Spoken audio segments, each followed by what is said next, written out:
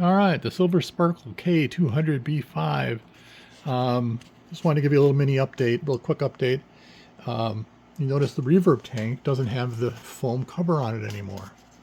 So obviously these things don't last 50 years. You can see basically there's an adhesive backing on here, and they cut away it around the edges so that it can glue itself onto the flanges. But over time, the glue just dries out and the adhesive dries out, and so this was flapping around, potentially hitting the springs over there on one end. I have basically a roll of adhesive backed foam, so I'll put a new cover on the reverb tank. The other thing I did, something I always do on an amplifier that I'm going to keep, is I changed it from a 2-wire conductor or AC cord to a 3-wire. So now we have a white, and a black, and a ground that goes right to the chassis.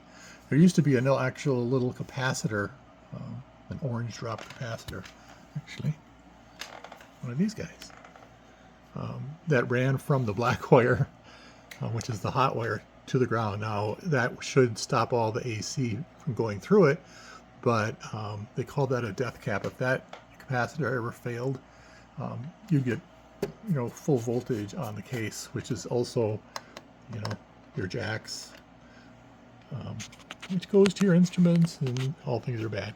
So you notice that the fuse that used to be soldered in here, I was saying, gee, that should be a socket at a minimum, really be nice to relocate it, is missing. So when I changed the cord, I put in a fuse holder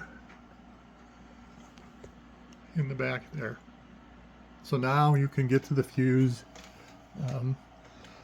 from the back. Basically the black wire that comes in from the AC power cord was cut, basically routed through the fuse and then back down onto the piecing coming in here. So this just makes it a little easier to work on, easier to check on things. You got to check a fuse, you can pop it open and test the fuse for continuity and be done with it.